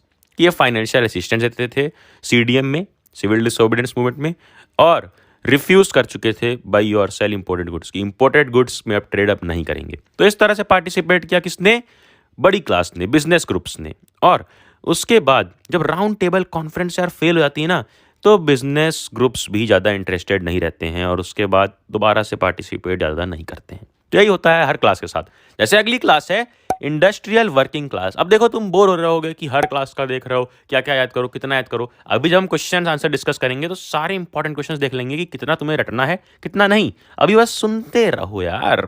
अगला है इंडस्ट्रियल वर्किंग क्लासेस, यानी जो इंडस्ट्रीज में लोग काम कर रहे थे उनके लिए क्या प्रॉब्लम थी। सबसे पहला कि as the industries come closer to the Congress worker stayed aloof, कि जब इंडस्ट्रियलिस्ट यार कांग्रेस के पास आना चाहते थे तो उनका ज़्यादा सपोर्ट नहीं मिलता था। क्यों, जैसे रिच पीसेंट्स को दुखी ना करने के चक्कर में पुअर पीसेंट्स को मारती थी कांग्रेस, उसी तरीके बिजनेसमैन ना दुखी हों इसलिए इंडस्ट्रियल वर्कर पर ध्यान नहीं देती थी। तो कुछ वर्कर पार्टिसिपेट करते हैं और कुछ वर्कर पार्टिसिपेट नहीं कर पाते। ये दूसरा point. Some worker did participate in CDM selectively adopting some of the ideas of Gandhi like boycotting of foreign goods. तो यह है तीसरा पॉइंट कि they boycotted foreign goods as a part of their movement. Against low wages and poor working condition. तो low wages थी यानी कि कम salary मिलती थी उनको, ये भी प्रॉब्लम थी, और पुअर वर्किंग कंडीशंस थी, ये सब के अगेंस्ट उनकी लड़ाई थी। और अगला फोर्थ पॉइंट कि वो स्ट्राइक्स करते थे, रेलवे वर्कर्स जो थे वो स्ट्राइक करते थे, डॉक वर्कर्स स्ट्राइक करते थे, काम रोकने की कोशिश करते थे। अगला पॉइंट कि कांग्रेस ज़्यादा इंटरेस्टेड नहीं थी इनकी डिमांड्स पूरी करने में। और अगला पॉइंट यही है कि इसी की चीज़ की वजह से वो लोग कांग्रेस से एलाइनेटेड फील करने लग गए थे और इसीलिए ज़्यादा वो सपोर्ट नहीं कर पाए सीडीएम को जब दोबारा से स्टार्ट हुआ। नेक्स्ट है एक क्लास, औरत, वुमेन। वुमेन कैसे पार्टिसिपेट करती है सीडीएम में, ये देखना है। सबसे पहला, during Gandhi salt march 1000 of women came out of their houses to listen to him. कि जब गांधी जी मार्च कर रहे थे, जहाँ जहाँ रुकते थे, तो वहाँ वुमेन भी आती थी उन्हें सुनने के लिए। दूसरा, they participated in protest march, manufacture salt and picketed foreign cloth and liquor shop. यानी कि मार्चेस में पार्टिसिपेट करती थी, सॉल्ट बनाती थी और फॉरेन क्लॉथ और लिकर शॉप को पिकेट करती थी। और अगला पॉइंट कि उसमें से कई महिलाएं, कई वुमेन वेंट टू जेल। और अगला last point, moved by Gandhi ji's call they began to see service of nation as sacred duty of women. Gandhi ji की बातों से उन्हें लगा कि नेशन यानी कि देश की सेवा करना हम वुमेन्स का एक सेक्रेड ड्यूटी है, एक हमारी ड्यूटी है। ये 5 पॉइंट वुमेन के लिए। अब जैसे सारी ऑर्गेनाइजेशन कांग्रेस की वजह से दुखी रह जाती है एंड में, वैसे ही सब रहते हैं। जैसे कि पुअर दुखी रहते हैं, रिच पीसेंट्स क्योंकि कांग्रेस सपोर्ट करता है, इंडस्ट्रियलिस्ट दुखी रहते हैं क्योंकि कांग्रेस सपोर्ट करता है बड़े बिजनेसमैन को, क्योंकि पैसा चाहिए था सीडीएम के लिए। और उसी तरीके वुमेन भी दुखी रहती हैं क्योंकि वुमेन को कोई पार्टिसिपेशन नहीं मिलता है, ना इलेक्शंस में ना ही कांग्रेस में। अब यही सब जो तुम देख रहे हो ना, ये सब है कुछ कुछ लिमिट्स सिविल डिसोबीडियंस मूवमेंट की, किस वजह से सिविल डिसोबीडियंस मूवमेंट सक्सेसफुल नहीं हो पाया। तो यही अब हमें देखना है कि क्या क्या लिमिटेशंस थी सिविल डिसोबीडियंस मूवमेंट की, जिस पे एक 5 मार्क्स का क्वेश्चन आता है। तो 5 पॉइंट्स याद करने होंगे, जिसके लिए बस एक लाइन याद रखो, दूसरों का ही सोचो कांग्रेस। कांग्रेस दूसरों का ही सोचती थी, जैसे कि रिच का सोचती थी तो पुअर डिवाइड होते थे। इसी तरीके से किस किस वजह से ये हार गए हम, सिविल डिसोबीडियंस मूवमेंट का लिमिटेशंस था, उसको याद करने के लिए दूसरों का ही सोचो कांग्रेस। दूसरों से डी, का से के, एच से एच और सोचो से एस और कांग्रेस से सी। तो डी के एच एस सी याद रखना ये लाइन से। डी से रहेगा पहला पॉइंट कि दलित्स जो थे वो बिल्कुल भी फेवर में नहीं थे कांग्रेस के। क्यों? क्योंकि कांग्रेस हमेशा दलित्स को इग्नोर करती थी। दलित्स यानी कि ऑप्रेस्ड कार्ड या फिर अनटचेबल, जो सबसे नीची क्लास थी हिंदू सोसाइटी के हिसाब से। अब ये लोग अपने आप को एलिनेटेड फील करते थे। तो Congress had ignored Dalits for fear of offending the Sanatanis, यानी कि सनातनीस जो हाई क्लास थी हिंदू की, उसको ऑफेंड ना करें, इस चक्कर में उन्होंने दलित को इग्नोर कर दिया। तो दलित बिल्कुल भी पार्टिसिपेट नहीं करते थे और अपने आप को अलग समझते थे। दूसरा, डी के से रहेगा यहाँ पर पॉइंट कि जब खिलाफत मूवमेंट सक्सेसफुल नहीं हो पाया, तो उसके बाद जब non cooperation Khilafat movement decline कर गया, तो large section of Muslim felt alienated from the Congress. जब मुस्लिम्स का अपना मोटिव नहीं पूरा हुआ तो वो एलाइनेटेड फील करने लग गए, जिसकी वजह से सीडीएम में पार्टिसिपेट नहीं करे। डी के एच, दूसरों का ही सोचो कांग्रेस में। एच से मतलब है, एच का मतलब है हिंदूज, यानी कि जब पार्टिसिपेशन होता था कहीं भी तो हिंदूज का ज़्यादा सपोर्ट था कांग्रेस को। तो कांग्रेस हमेशा हिंदू महासभा और हिंदू के ही रिलीजियस प्रोसेशन को फेवर करती थी। और जब मुस्लिम्स ने अपनी एक सेपरेट इलेक्टोरेट की डिमांड की, तो वहाँ पर एमआर जयकर ने बिल्कुल उसको अपोज कर दिया और इस वजह से मुस्लिम्स एलाइनेटेड फील करने लग गए थे। नेक्स्ट, डी के एच एस, एस से है सोसाइटी की। इंडियन सोसाइटी डिवाइड हो गई थी कास्ट पे, सोशल नॉर्म्स पे, इकोनॉमी पे, लाइंस पे, कई की वजह से डिवाइड हो गई। ये पॉइंट है कि civil disobedience divided the Indian society on basis of caste, social norms, economy and caste, religion. तो ये सब के बेसिस पर जब डिवाइड हो गई सोसाइटी, तो सब लोग का पूरा पार्टिसिपेशन नहीं आया। अगला पॉइंट, डी के एच एस सी, सी से पॉइंट रहेगा कि जब क्लैशेस होने लग गए, कम्युनल क्लैशेस यानी कि लड़ाई होने लग गई आपस में, तो लोग कहाँ से यूनाइट होकर सपोर्ट कर पाएंगे किसी चीज़ के लिए। तो ये थे 5 पॉइंट जो लिमिटेशंस थे सिविल डिसोबीडियंस मूवमेंट के, जिसको याद करने के लिए बस एक लाइन, दूसरों का ही सोचो कांग्रेस। अब यार जो दलित्स की बात हुई ना, कि दलित्स को बहुत ज़्यादा ऑप्रेस्ड लोग फील कराते थे, अनटचेबल फील कराते थे, तो वो लोग सोसाइटी में अपने आप को सोसाइटी का हिस्सा मानना ही बंद कर चुके थे। तो अब कैसे उनको लोगों को उठाने के लिए गांधी जी ने क्या क्या किया? तो महात्मा गांधी ने यार सबसे पहले उनको नाम दिया कि वो दलित नहीं बल्कि वो हैं हरिजन, यानी कि चिल्ड्रन ऑफ गॉड्स। और उनको जो चीज़ें मना थी, जो नॉर्मल चीज़, जैसे टेम्पल्स में जाना और पब्लिक वेल से पानी लेना, टैंक, रोड्स, ये सब जो मना था ना, वो सब में एंट्री दिलवाई। He secured them entry into temples, access to public wells, tanks, roads and schools. और third, he himself cleaned toilets to dignify the work of Bhangi. यानी कि जो लोग समझते थे ना कि ये अनटचेबल्स का काम है, नीच लोग का काम है, छोटे लोग करेंगे, तो वो सब खुद गांधी जी करने लगे, खुद टॉयलेट साफ किया, ये सब चीज़ें की और बताया कि ये कोई ऐसा नहीं है कि सिर्फ छोटे लोगों का काम है और ना ही कोई काम छोटा है, और बहुत काफ़ी ज्ञान व्यान दिया। तो ये 3 पॉइंट लिख देना अगर पूछता है कि गांधी जी ने दलित्स की अपलिफ्टमेंट के लिए क्या किया, तो 3 पॉइंट रहेगा। पहला कि उनको अनटचेबल्स नहीं, उनको हरिजन बुलाया, यानी कि चिल्ड्रन ऑफ गॉड। और दूसरा कि उनको एंट्री दिलवाई टेम्पल्स में, पब्लिक वेल में एक्सेस दिलवाई कि कुएं से पानी निकाल सकें, स्कूल्स में एंट्री दिलवाई। तीसरा कि वो खुद जाकर टॉयलेट का काम करने लग गए, सफाई का काम, कि लोगों को बता सकें कि ये कोई छोटे लोगों का काम नहीं है। और नेक्स्ट, जब देखा गया कि जो दलित्स हैं उनका भी एक लीडर आ रहा है, उसकी भी कुछ डिमांड्स हैं, तो उनसे भी गांधी जी ने बात की और हुआ पूना पैक्ट ऑफ सितंबर 1932। क्या है ये, आओ देखते हैं, क्योंकि इससे भी इंपॉर्टेंट क्वेश्चन आ जाता है। याद रखना, पूना पैक्ट हुआ था सितंबर 1932 में डॉक्टर बी आर अम्बेडकर के बीच और गांधी जी के बीच। तो हुआ क्या कि डॉक्टर बी आर अम्बेडकर का मानना था कि हमें चाहिए एक सेपरेट इलेक्टोरेट, यानी कि हमारा अपना अलग से इलेक्शन हो और जहां पर सिर्फ हमारे ही लोग वोट करें इलेक्शन में।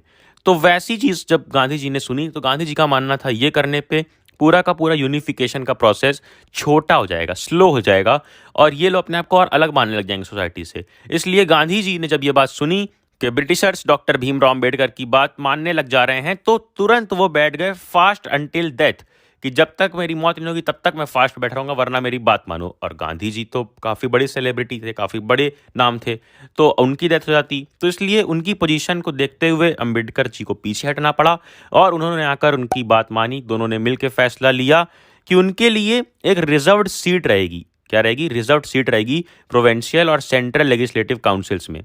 तो इससे दोनों लोग में सहमति हुई और साइन हुआ पूना पैक्ट ऑफ सितंबर 1932।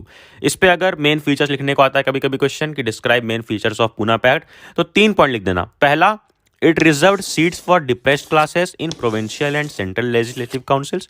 दूसरा, the seats were reserved but the contestants would be voted through general electorates instead of separate electorates. कि जो सेपरेट मांग रहे थे ना कि सेपरेट सिर्फ हमारे लोग वोट करें, ऐसा नहीं, जनरल कंटेस्टेंट उसमें इलेक्शन में पार्टिसिपेट करेंगे। और तीसरा पॉइंट कि Dalits gave up the demand for separate electorate upon Gandhi ji insistence. Gandhi was worried that separate electorate would hinder complete integration of Dalits in society.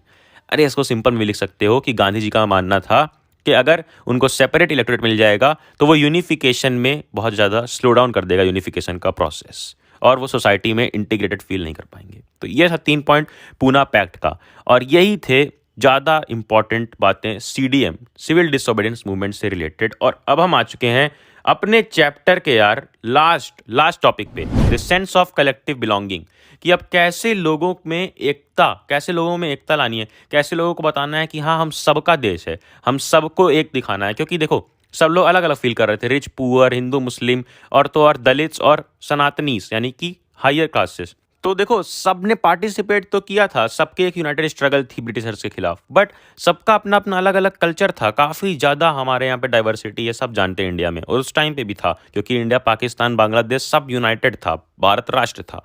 अब ये टाइम पर कैसे लोगों को यूनाइट कराना है, उसके लिए कल्चर का ही यूज़ किया गया, जैसे कि पेंटिंग्स वगैरह बनाई गई। हमने देखा था ना नेशनलिज्म इन यूरोप वाले चैप्टर में कि कैसे एलेगरी का यूज़ होता है। तो यहाँ पर भी सबसे पहला पॉइंट है, the identity of India came to be visually associated with the image of Bharat Mata. Bharat माता की इमेज बनाई गई जिससे लोग अटैच कर पाते थे खुद को। और याद रखना, फर्स्ट पेंटिंग बनाई गई थी किसके द्वारा? बंकिम चंद्र चट्टोपाध्याय, BCC, बंकिम चंद्र चट्टोपाध्याय के द्वारा। और दूसरा point, he wrote Vande Mataram as a hymn to the motherland. किसने? बंकिम चंद्र चट्टोपाध्याय, BCC ने ही लिखा वंदे मातरम, जो आज हम सब जानते हैं। तीसरा point, Abanindranath Tagore painted his famous Bharat माता पेंटिंग इमेज, यानी कि अवनींद्रनाथ टैगोर ने भारत माता की एक इमेज बनाई थी बाद में, जो काफ़ी ज़्यादा फेमस हुई, जो ये तुम्हारी इमेज में ये देखो पब्लिश्ड भी है। याद रखना, अगर ये इमेज बेस्ड क्वेश्चन आता है कि किसने बनाई थी, तो ए से अवनींद्रनाथ टैगोर, याद रखना। फिर आता है अपना 4th पॉइंट कि idea of nationalism also developed through a movement to revive Indian folklore. Indian folklores ने भी काफ़ी ज़्यादा मदद की। अब ये क्या होता है, यानी कि गाना बजाना, कहानी, किस्से, ये सब में किसने मदद की? रविंद्रनाथ टैगोर खुद जा जा के अलग अलग जगह से कलेक्ट करते थे फोकलोर। और बाद में नतेशा शास्त्री, ये है अगला पॉइंट, कि in Madras Natesa Sastri published a massive 4 volume collection of Tamil folk tales named the folklore of southern India. ये सारे पॉइंट्स आएगा अगर एग्जाम में, कि कैसे अलग अलग कल्चरल तरीके से और अलग अलग पेंटिंग्स, इमेजेस का यूज करके लोग यूनिफाइड किया गया, तो ये सारे पॉइंट्स लिखने होंगे। इसी में है अगला पॉइंट कि during the Swadeshi movement in Bengal a tricolour flag red green and yellow was designed. और ऐसा नहीं जैसा हम अभी देखते हैं फ्लैग, उस टाइम पे अलग फ्लैग था, ऐसा बंगाल के टाइम पे। देन बाद में later Gandhi ji had decided the Swaraj flag. फिर जो आज हम फ्लैग देखते हैं वो है स्वराज फ्लैग, जिसमें ट्राई कलर है रेड ग्रीन वाइट, और बीच में एक स्पिनिंग व्हील, जो क्या दिखाता था, Gandhian idea of self help. वो स्पिनिंग व्हील दिखाता था कि हम खुद से चरखा चलाकर खुद अपना सारा काम स्वयं कर सकते हैं, हमें किसी भी चीज़ को इंपोर्ट करने की ज़रूरत नहीं है। तो ये सारे थे पॉइंट्स। कौन कौन से पॉइंट्स याद रखना? सबसे पहला पॉइंट कि क्या कैसे बीसीसी यानी कि बंकिम चंद्र चट्टोपाध्याय ने भारत माता की इमेज बनाई और उन्होंने वंदे मातरम लिखा। फिर अगला पॉइंट कि कैसे अवनींद्रनाथ टैगोर ने फेमस इमेज बनाई भारत माता की, जो ये इमेज दिख भी रही है। फिर तीसरा कि कैसे फोकलोर की मदद से नेशनलिस्ट मूवमेंट में हेल्प की गई। फोकलोर यानी कि कहानी, किससे? सबसे फेमस नतेशा शास्त्री का फोकलोर ऑफ साउदर्न इंडिया। अगला पॉइंट कि स्वदेशी मूवमेंट में बंगाल में एक ट्राई कलर फ्लैग था रेड ग्रीन येलो का। देन बाद में गांधी जी ने स्वराज फ्लैग बनाया, जो ट्राई कलर था रेड ग्रीन वाइट का, जिसके बीच में एक स्पिनिंग व्हील था। ये सारे पॉइंट्स थे यार कि कैसे लोगों को यूनाइट कराने की कोशिश की गई। और बाद में एक और इमेज ये भारत माता की तुम्हें दिखती है। अब ध्यान से देखना थोड़ा, इस इमेज में तुम्हें लग रहा है ना कि ये हिंदू गॉडेस हैं, यानी कि ये हिंदू देवी हैं। तो यही हुआ इस टाइम पर भी, जब लोगों में नेशनलिज्म की फीलिंग फैलाई गई, उस टाइम पर भी देखा जा रहा था कि कई जगह हिंदू रिलीजियस को काफ़ी ज़्यादा ग्लोरीफाई किया जा रहा है, दिखाया जा रहा है कि वो बहुत आइकॉनिक हैं, जिसके वजह से फिर से मुस्लिम्स और other communities left out feel करने लग गई थी। और ये हमेशा इंडिया में समस्या बनी रही इस टाइप की। तो देखा गया कि डाइवर्स क्लास पार्टिसिपेशन हो रहा था, बट सबकी डाइवर्स एस्पिरेशंस और एक्सपेक्टेशन भी थी, कि लोग पार्टिसिपेट तो कर रहे हैं बट सबकी अपनी अपनी नीड्स हैं, सबकी अपनी अपनी एक्सपेक्टेशंस हैं। और एंड में देखा गया, एंड की जो तुम्हारी लाइन है ना बुक की, what was emerging was a nation with many voices wanting freedom from colonial rule. कि क्या इमर्ज हुआ? एक नेशन जिसमें कई सारी वॉइसेस हैं जो क्या डिमांड कर रही हैं? Freedom from colonial rule. उस वॉइसेस में हिंदू भी हैं, मुस्लिम भी हैं, रिच भी हैं, पुअर भी हैं, बिजनेसमैन भी हैं और इंडस्ट्रियलिस्ट वर्कर्स भी हैं। देन बाद में 1942 में जुलाई 14 जुलाई 1942 में लास्ट मूवमेंट होता है इंडियन कांग्रेस द्वारा, क्विट इंडिया मूवमेंट, जिसमें कंप्लीट डिमांड की जाती है कि पूरा का पूरा इंडिया छोड़कर जाओ, हमें खुद देश चलाने आ गया है। और गांधी जी का उसी में फेमस आता है डू और डाई स्पीच। तो अगर क्वेश्चन आता है कि गांधी जी डू और डाई स्पीच कब बोलते हैं, क्या रखना, क्विट इंडिया मूवमेंट में, जो स्टार्ट हुआ था 1942 में। और इसके बाद भी ब्रिटिशर्स ने काफ़ी ज़्यादा फोर्स से रिस्पॉन्ड किया और यहाँ पर भी मूवमेंट को सप्रेस किया गया था, जिसमें 1 साल लग गया था और 1 घंटा लग गया है ये चैप्टर ख़त्म करने में। ये चैप्टर में हमने देखा कि कैसे अलग अलग ट्राइब्स के लोग यूनाइट होते हैं, कैसे लड़ते हैं ब्रिटिशर्स के खिलाफ और एंड में क्या होता है, कैसे क्विट इंडिया मूवमेंट पे आके ये चैप्टर ख़त्म होता है। इतनी थी स्टोरी इस चैप्टर में। अब हम देख लेते हैं, जैसे टॉपिक 1-2 के इंपॉर्टेंट क्वेश्चंस देखे, टॉपिक 3-4 के इंपॉर्टेंट क्वेश्चंस और कुछ इमेज बेस्ड क्वेश्चंस जो आ सकते हैं। सबसे पहला कि सॉल्ट मार्च के बारे में अगर लिखने को आता है, what was the features of salt march, तो बताया था मैंने 5 पॉइंट। पहला 78 ट्रस्टेड वॉलंटियर्स थे। दूसरा 240 माइल चलना था गांधी जी के साबरमती आश्रम से coastal town of Dandi Gujarat तक। फिर तीसरा कि they walked for 24 days about 10 miles a day. चौथा पॉइंट ये कि कई लोग आते थे बीच बीच में गांधी जी को सुनने, जहाँ पर भी वो रुकते बैठते और अपना आवाज़ देते, अपनी स्पीच देते। और लास्ट पॉइंट कि 6 अप्रैल को वो पहुंचते हैं डांडी और वहाँ पर सॉल्ट लॉ तोड़ते हैं। कैसे? सॉल्ट एवापोरेट करके सी वाटर से। फिर अगला अगर आता है इस पर क्वेश्चन कि लोगों ने कैसे कैसे पार्टिसिपेट किया, जैसे कि अगर मान लो आता है कि कैसे इंडस्ट्रियल वर्किंग क्लास ने या फिर वुमेन ने पार्टिसिपेट किया, तो वुमेन के 5 पॉइंट्स लिखने होंगे। अगर इंडस्ट्रियल क्लास का आता है तो उसके 5 पॉइंट्स लिखने होंगे। अगला इंपॉर्टेंट क्वेश्चन है कि सिविल डिसोबीडियंस की क्या क्या लिमिट्स थी, लिमिटेशंस थे, उस पर यार मैंने तुम्हें एक लाइन में याद कराया है कि दूसरों का ही सोचो कांग्रेस, DKHSC से तुम याद कर सकते हो। D से दलित्स कैसे अलग फील करते हैं, K से खिलाफत मूवमेंट के बाद मुस्लिम्स कैसे अलग फील करते हैं, H से हिंदू का ही साथ देती है, हिंदू महासभा का साथ देती है कांग्रेस, इसके वजह से मुस्लिम्स एलाइनेटेड फील करते हैं और मुस्लिम की जो डिमांड रहती है सेपरेट इलेक्टोरेट की, उसको MR जाकर मना कर देते हैं। अगला S से तुम्हारा रहेगा पॉइंट कि S से कैसे सोसाइटी में जो लाइन बढ़ जाती है कि अमीर गरीब इंडस्ट्रियल और ये, और कैसे क्लासेस में नॉर्म्स में जो लाइन बढ़ती है उसकी वजह से लोग यूनाइटेड तरीके से पार्टिसिपेट नहीं करते। और C से है कम्युनल क्लासेस कि कैसे अलग अलग कम्युनिटीज़ आपस में लड़ जाती हैं, कम्युनल क्लासेस या राइट्स होने लग जाते हैं।